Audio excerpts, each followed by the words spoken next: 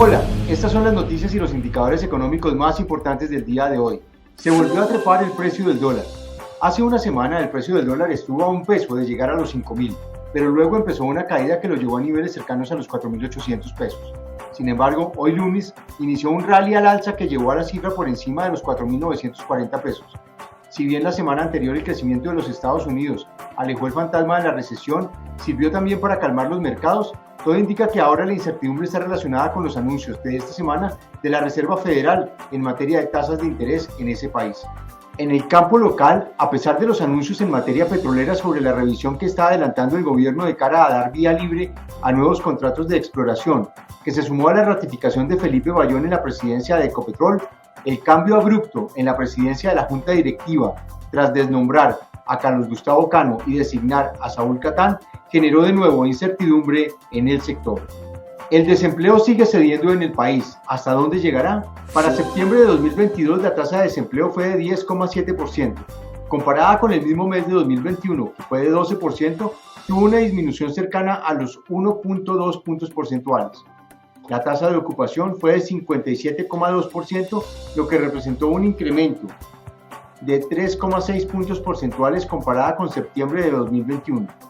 La población ocupada en septiembre de este año fue de 22,4 millones de personas, representando una variación de 8,3% frente a las 20,7 millones de personas ocupadas el mismo mes del año anterior.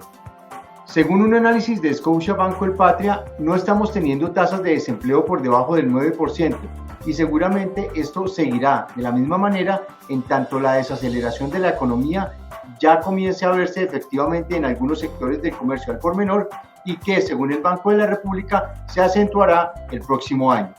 Por su parte, el presidente Gustavo Petro, al conocerse el dato de empleo del mes de septiembre, dijo: "Esta es la variable fundamental y más importante de la economía, el volumen de puestos de trabajo que se genere.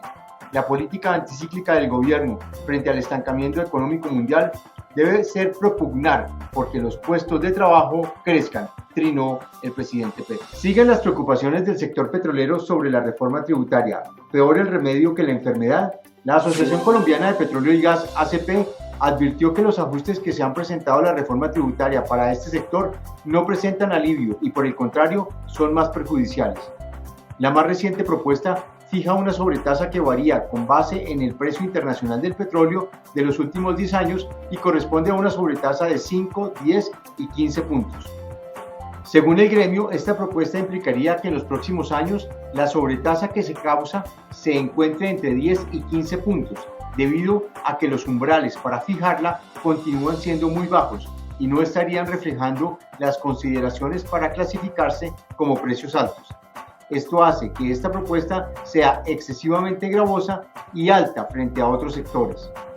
Por otro lado, el gobierno mantiene la prohibición de deducir la regalía del impuesto a la renta, aunque elimina la exigencia que se había impuesto de crear un ingreso ficticio para la regalía pagada en especie.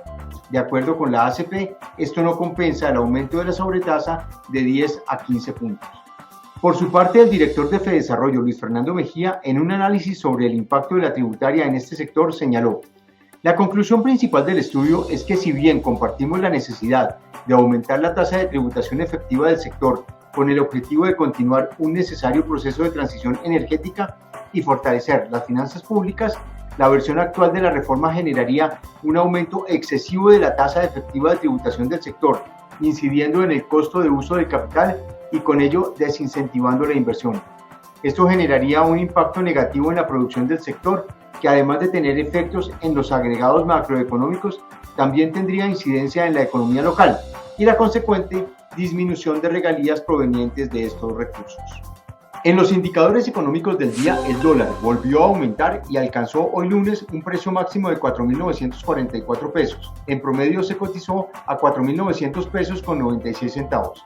El precio del petróleo hacia las 2 de la tarde se ubicaba en su referencia Brent en $94 con 67 centavos por barril y en la WTI en $86 con 13 centavos. En la Bolsa de Valores de Colombia, las acciones que sobresalieron en la jornada de hoy fueron las preferenciales del Grupo Argos y las preferenciales del Grupo Sura, con un incremento de 6,96% y 5,72% respectivamente. Las acciones que cayeron en la jornada de hoy fueron las de ISA y las del Grupo Aval, que se contrajeron menos 2,08% y menos 1,68% respectivamente.